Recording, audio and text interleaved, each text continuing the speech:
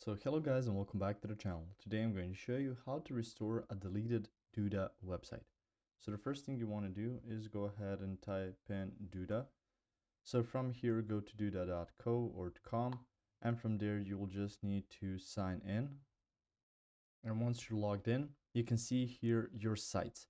So from there you will need to go to this sites tab if you're not automatically there. And on there you can see the list of your sites and you can find even the deleted site. So I'm just going to show you the difference. So there are two ways to delete.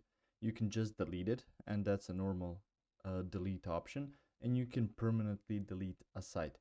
So from here, if you click on this, so you want to delete that site, this will delete the site as well as content associated with it. This action cannot be undone.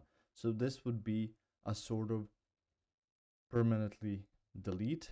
If you do that, so you're just gonna see it load up a bit.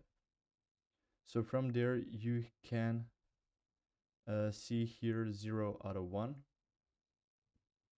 And before you do that, you should get your site's ID and then transfer it to a third-party tool on which you can restore that website afterwards. If you haven't done that much to your website, you can just add a different template and it's going to load up basically the same things. But if you do delete it through there, there isn't a direct way to recover it just from there.